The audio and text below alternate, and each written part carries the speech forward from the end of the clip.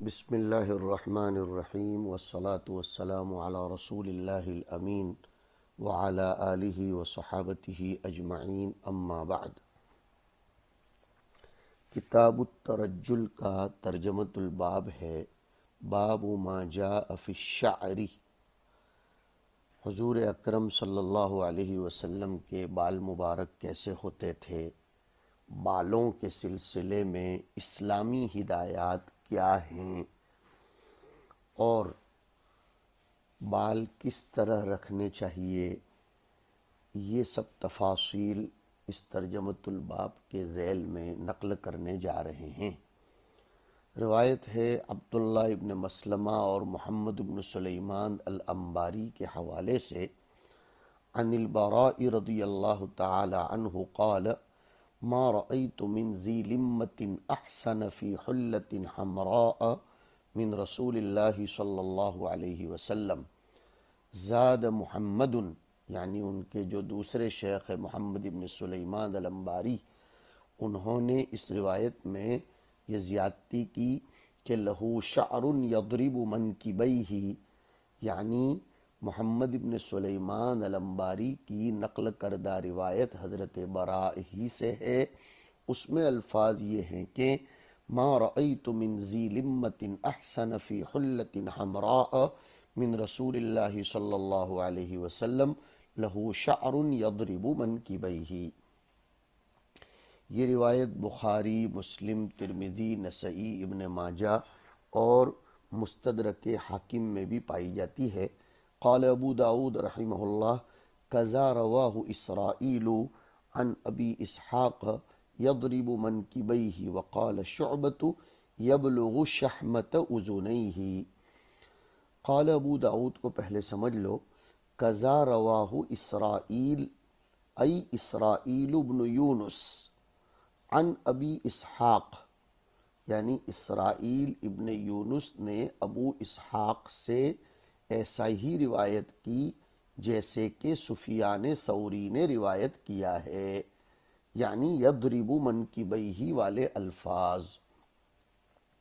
ہماری سند پر آپ غور کرو گے تو ابو اسحاق سے نقل کرنے والے سفیان ہیں، تو جیسے سفیان نے یہ ذکر کیا ہے کہ لہو شعر یضرب منکبیہ، ویسے ہی ابو اسحاق کے ایک اور شاگرد ہیں اسرائیل ابن یونس، انہوں نے بھی یضرب منکبیہ والی روایت نقل کی ہے۔ مطلب ابو اسحاق کے دو شاگرد لفظ یضرب منکبیہ میں موافق ہیں، ایک تو ہماری سند میں موجود سفیان ثوری، اور دوسرے قال ابو داود میں ذکر کردہ اسرائیل ابن یونس۔ آگے فرماتے ہیں وقال شعبۃ، اور تیسرے ایک شاگرد ہیں ابو اسحاق کے شعبہ، وہ کہتے ہیں کہ الفاظ یوں ہیں یبلغ شحمۃ اذنیہ۔ فرق مطلب متن کا ہے کہ پہلے دو شاگرد سفیان اور اسرائیل اپنے شیخ ابو اسحاق سے یضرب منکبیہ کے الفاظ نقل کرتے ہیں، اور شعبہ یبلغ شحمۃ اذنیہ کے الفاظ نقل کرتے ہیں۔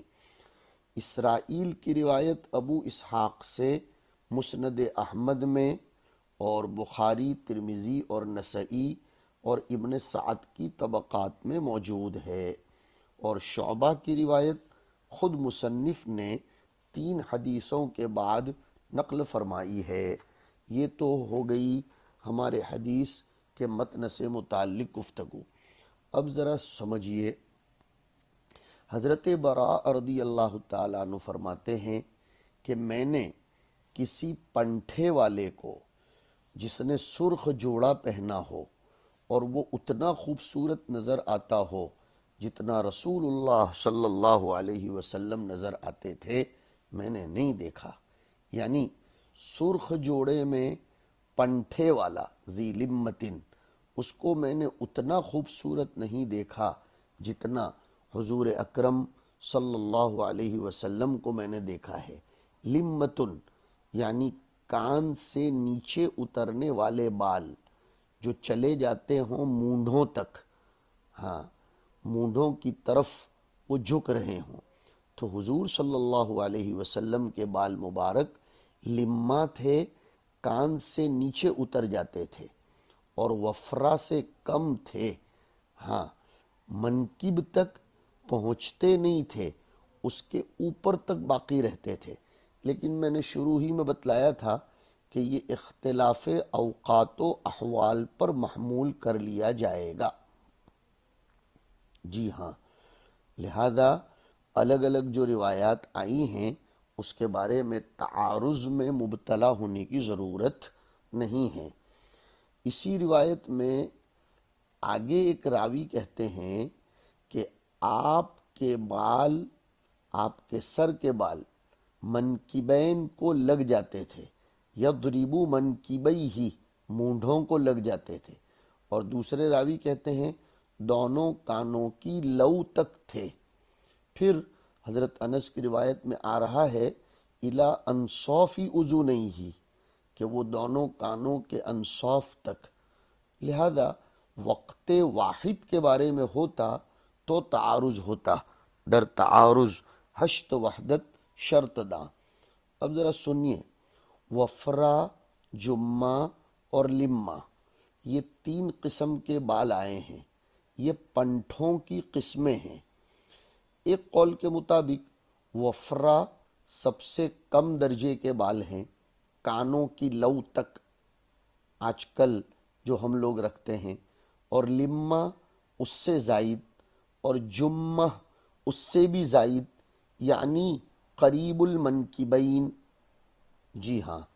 اسی لیے حضرات محدثین میں سے مولانا عقل صاحب دامت برکاتہم لکھتے ہیں کہ اساتذہ کرام ہم کو اس ترتیب کے یاد کرنے کے لیے بہت اچھا ایک مجموعہ یاد کرواتے تھے، ولج، ولج، وفرا، لما، جمہ۔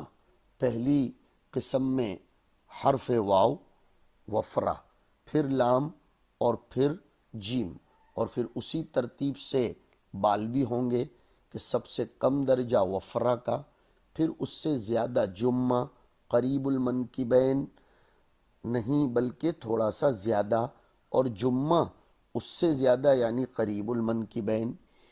ترمذی شریف کی روایت میں حضرت عائشہ رضی اللہ تعالی عنہا اس کے خلاف کہہ رہی ہیں، اس میں ہے فوق الجمتی دون الوفرتی، تو اب تعارض ہو گیا، اور ابھی جو تشریح کی گئی بالوں کی ترتیب کے باب میں اس کے بھی خلاف ہو گیا۔ تو اب توجیہ یہ کرنی پڑے گی کہ جلالین وغیرہ میں تم نے پڑھا ہے فوق اور دون دونوں کا معنی دونوں روایتوں میں الگ الگ لیا جائے گا۔ ابو داؤد شریف کی روایت میں فوق کا معنی زائد اور دون کا معنی کم یعنی ناقص لیا جائے گا۔ مطلب یہ ہوگا کہ وفرا سے زیادہ اور جمہ سے کم، ان دونوں کے درمیانی درجے کا تھا، یعنی لما۔ اور ترمذی شریف کی روایت میں فوق کے معنی لیے جائیں اوپر اور دون کے معنی لیے جائیں اسفل، یعنی آپ کے بال علیہ الصلاۃ والسلام جمہ سے ذرا اونچے اور وفرا سے ذرا نیچے تھے، تو اس کا مصداق بھی تو لما ہی ہوا۔ آپ علیہ الصلاۃ والسلام کی عادت شریفہ سر پر عموماً بال رکھنے کی تھی، ہاں۔ حضرت علی رضی اللہ تعالیٰ عنہ کی وہ جو بات تم لوگوں نے کتاب الطہارت میں سنی ہوگی کہ وَمِن ثم عَادَيْتُ رَأْسِي وَمِن ثم عَادَيْتُ رَأْسِي، یہ حضرت علی کا اپنا تفرد ہے۔ ابن العربی اسی لیے فرماتے ہیں کہ سر کے بال یہ سر کی زینت ہیں، ان کو باقی رکھنا سنت ہے۔ ابن العربی کہتے ہیں کہ حلق بدعت ہے۔ شرح مصابیح کے حوالے سے علماء نے لکھا ہے کہ آپ علیہ الصلاۃ والسلام نے اپنے سر کا حلق ہجرت کے بعد صرف 3 مرتبہ کرایا ہے، یہ بہت اچھی معلومات ہے کہ حضور نے ہجرت کے بعد اپنے سر میں حلق صرف 3 مرتبہ کروایا، عمرہ حدیبیہ، عمرۃ القضاء اور حجۃ الوداع۔ اور تقصیر، سر کے بال چھوٹے کروانا، یہ آپ سے صرف 1 مرتبہ ثابت ہے۔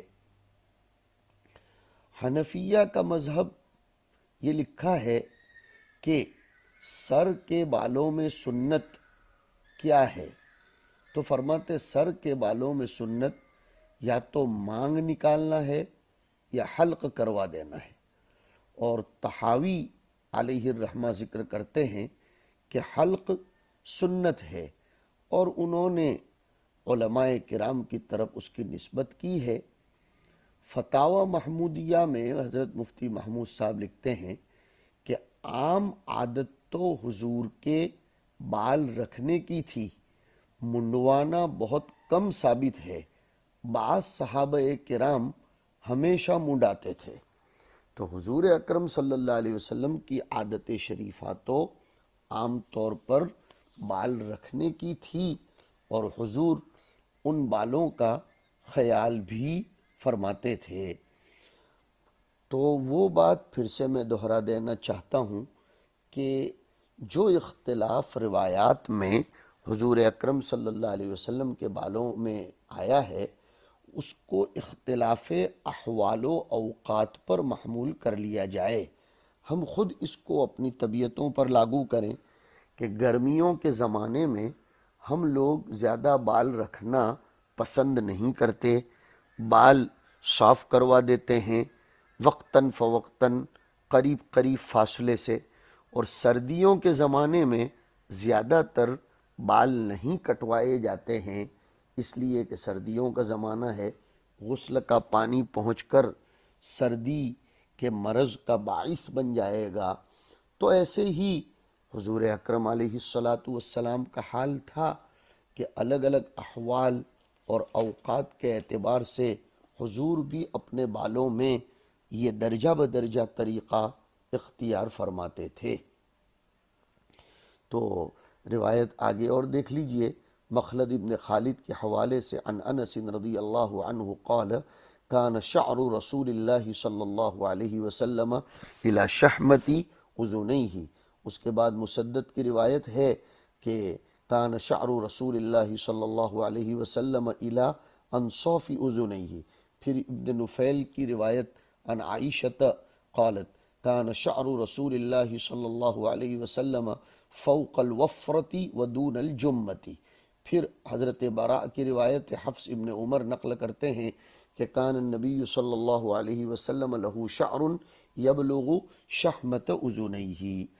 اس کے بعد کا ترجمۃ الباب ہے باب ما جاء فی الفرق، بالوں میں مانگ نکالنے کا بیان۔ موسیٰ ابن اسماعیل کے حوالے سے روایت نقل کرتے ہیں عن ابن عباس رضی اللہ عنہما قال کان اہل الکتاب یعنی یسدلون اشعارهم وکان المشرکون یفرقون رؤوسهم وکان رسول اللہ صلی اللہ علیہ وسلم تعجبه موافقة اہل الکتاب فیما لم یؤمر به فسدل رسول اللہ صلی اللہ علیہ وسلم ناصیته ثم فرق بعد۔ اس کے بعد کی روایت ہے یحییٰ ابن خلف کے حوالے سے عن عائشہ قالت كنت اذا اردت ان افرق رأس رسول اللہ صلی اللہ علیہ وسلم صدعت الفرق من یافوخه وارسل ناصیته بین عینیہ۔ ابن عباس کی روایت کے باب میں سنیے جو ترجمۃ الباب کی پہلی روایت ہے کہ اہل کتاب سر کے بال لٹکا کر رکھا کرتے تھے، اور مشرکین فرق یعنی مانگ نکالا کرتے تھے۔ حضور صلی اللہ علیہ وسلم کو شروع میں ان امور میں جن کے بارے میں آپ پر کوئی وحی اور ہدایت نازل نہ ہوئی ہو، اہل کتاب کی موافقت پسند ہوتی تھی۔ ہو سکتا ہے کہ وہ اہل کتاب کا فعل ان کے دین میں ثابت ہو، اس لیے حضور اس کی موافقت پسند فرماتے تھے، برخلاف مشرکین کے کہ ان کے کسی کام میں تو یہ بات کا احتمال ہی نہیں تھا کہ وہ اللہ کی طرف سے ہو، اور آپ کا اہل کتاب کی موافقت کرنا، یہ آپ نے تحویل قبلہ کے بیان میں پڑھ لیا ہے کہ ان کے قلوب کو اسلام کی طرف مائل کرنے کے لیے بھی ہوا کرتا تھا۔ پھر جب اللہ رب العزت نے مذہب اسلام کو غلبہ عنایت فرمایا تو آپ اہل کتاب کی صراحتاً مخالفت کرنے لگے۔ ہاں، چنانچہ اس چیز میں بھی، یعنی سر کے بال لٹکانے کے باب میں بھی، آپ ان کی موافقت ترک کر دیے اور بجائے صدل اور لٹکانے کے مانگ نکالنے لگے۔ صدل کا مطلب یہ ہوتا ہے بچوں کہ سر کے آگے کے بالوں کو پیشانی پر ڈال لینا۔ یہ اہل کتاب کا طریقہ ہے۔ آج کل کے نوجوانوں میں بھی یہ طریقہ پایا جا رہا ہے، بلکہ ٹوپی پہنے ہوئے لوگ بھی ایسا کر رہے ہیں کہ سر کے آگے کے بال ٹوپی میں سے نکال کر پیشانی پر ڈال دیتے ہیں۔ اس طریقے سے باز آنا چاہیے۔ یہ اہل کتاب کا طریقہ ہے، من تشبہ بقوم فہو منہم۔ اور فرق کا مطلب یہ ہے کہ سر کے سامنے کے حصے کے بالوں کو دو حصوں میں تقسیم کر کے دائیں جانب کے بالوں کو دائیں طرف اور بائیں جانب کے بالوں کو بائیں طرف کر دیا جائے اور بیچ میں مانگ بنا دی جائے۔ جیسے بعد والی روایت میں ہے، حضرت عائشہ رضی اللہ تعالیٰ عنہ فرماتی ہیں کہ جب میں آپ کے سر کے بالوں میں مانگ نکالتی تھی تو خود طریقہ بتلا رہی ہے کہ آپ کے سر کے بیچ سے مانگ نکالتی تھی، چیرتی تھی مانگ، اور اگلے حصے کے بال دو حصوں میں کر دیتی تھی، دائیں جانب اور بائیں جانب۔ اس حدیث سے معلوم ہوا کہ پنٹھوں میں مانگ نکالنا یہ سنت ہے۔ یہ حدیث جیسے ذکر کیا گیا کہ شیخین نے، ترمذی، نسائی، ابن ماجہ نے بھی ذکر فرمائی ہے، تو فرق سنت ہے شعر میں، اس لیے کہ حضور اکرم صلی اللہ علیہ وسلم نے اسی کی طرف رجوع فرمایا تھا۔ اور حضرت سہارنپوری لکھتے ہیں کہ ظاہر ہے کہ حضور نے اس کی طرف جو رجوع فرما لیا وہ انہو بوحی من اللہ تبارک و تعالی، اللہ کی طرف سے ہی وحی کی بنیاد پر ہوگا، چاہے وہ وحی غیر مطلوع ہو۔ تو یہ اللہ کے رسول علیہ السلام کے بالوں کے باب میں جو حضرت عائشہ اور دیگر روات نے ذکر فرمایا ہے، مجھے یہاں اس بات کی طرف دوبارہ توجہ دلانا ہے کہ بالوں کے سلسلے میں بھی آج کل کے نوجوان خوب بے احتیاطی برتتے ہیں، اور آپ حضرات کتاب الزینت میں پڑھیں گے نسائی شریف میں کہ وہ جو آج کل ایک طریقہ چلا ہے کہ سر کے اوپر کے حصے کے بالوں کو رکھنا اور سائیڈ کے حصے کے بالوں کو کٹوا دینا، یہ تو بالکل حضور کی طرف سے ممنوع ہے۔ حضور اکرم صلی اللہ علیہ وسلم نے اس کو مکروہ تحریمی قرار دیا ہے۔ بالوں کی سٹائل میں بھی آج کل ہمارے نوجوان تو کیا، بلکہ اب تو والدین اپنے چھوٹے چھوٹے بچوں کی طرف بھی توجہ نہیں دیتے اور ان کے بال اہل کتاب کے طریقوں کے مطابق بنواتے ہیں۔ کچھ لوگ فلم اسٹارز کے طریقے کے مطابق بال بنواتے ہیں۔ دیکھیے، ظاہر یہ باطن کا ترجمان ہوتا ہے۔ ہمیں بالوں کے رکھنے کے باب میں بھی جناب نبی کریم صلی اللہ تعالی علیہ وآلہ وسلم کا طریقہ اختیار کرنا چاہیے۔ قل ان کنتم تحبون اللہ فاتبعونی یحببکم اللہ میں یہ بھی داخل اور شامل ہے۔ وصلی اللہ علی النبی الکریم۔